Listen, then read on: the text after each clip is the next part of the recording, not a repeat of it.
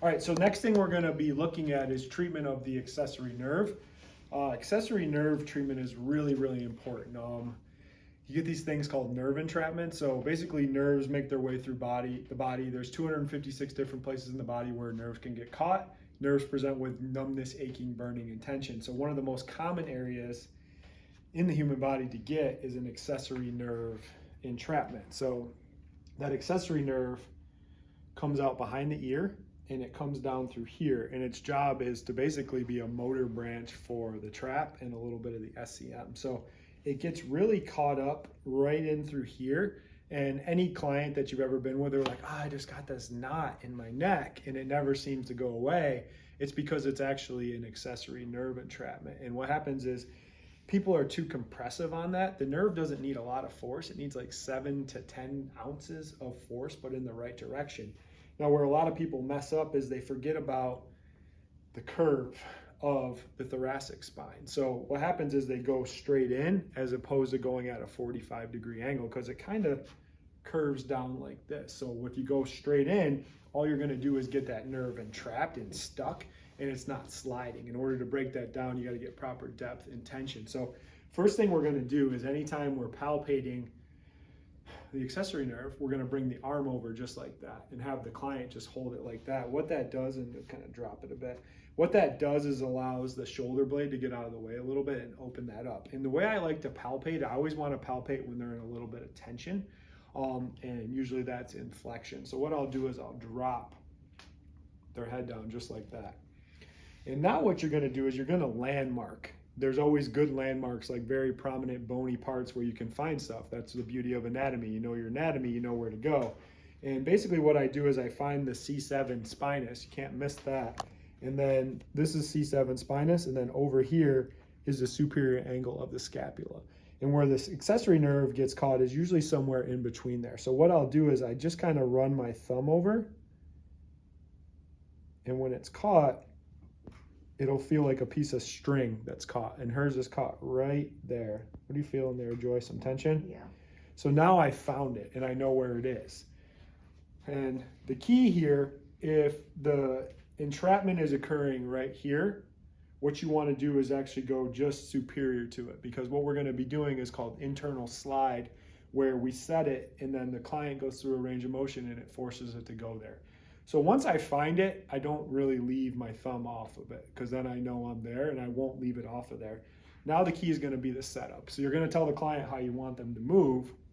She's going to start back in some extension, and then I'm going to have you drop your head down nice and slow, just like that, and they're going to drop it towards their chest.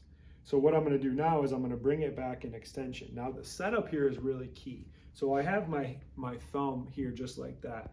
And what I do is I come in at a 90-degree angle. So I'm facing opposite to the wall. Some people go like this, that's not good, or they're here. And all you're gonna do is bleed out some force in there. So what I'm gonna do here is the scar tissue's here. I'm gonna be just above that. And the first thing I'm gonna do, I'm gonna come in at 90, and you see how my elbow gets nice and high. This is gonna allow me to accommodate for that 45-degree angle in there. Next thing I'm going to do is I'm going to take my other hand, and specifically like the piezoform and the web here, and that's going to go in and basically cover up that thumb and protect that. So I'm here and I'm here, and I'm in a really good position, and see how everything's lined up, and this kind of gets that line of drive as we go in there. In order, first we got to get depth on it, and my depth is going to be just a very slight lean with my hips in there. And if you're pushing too far, the client will move too much. You don't want that. It should just be enough where you're going in very gentle like that. Then the next thing I'm going to do is I'm going to drop my elbow just a little bit, just like that, and I'm going to kind of pull it in towards my body a bit, and then I'm going to drop a little bit more in a squat, and that's really loaded up. Now the client's ready for me to go through the motion, and go ahead. And I'm just feeling it pull, pull, pull, pull. And as I'm getting more tension, I'm kind of leaning away with my body and down and pulling with that elbow.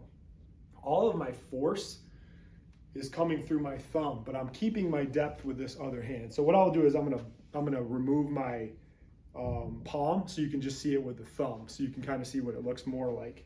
So as I'm in there, I get my depth like that, and then my tension is like that. So the tension is a very short set. You want to actually get some tension into the nerve itself, and then it's loaded up, and then the client goes through that motion. So I'll set it up one more time. So we took the time to palpate it. Always palpate it and find it. Never be directly on it. You want to be right up against it. So I'm here and I found it. I'm here, coming at 90. This one comes in and backs it up, and I'm not in a hurry. I'm staying here and I'm very controlled. And the first step, get my depth with that slight body lean, tuck my elbow in, and then I'm going to do a slight squat to start. And I'm going to wait a second, and that's loaded, and now I'm going to have the client go through the motion. And I'm just feeling that pull, and as it gets more, I can get more tension by dropping that elbow a little bit more. And this area is pretty sensitive, so I usually get about 5 to 7 passes on it and then leave it alone.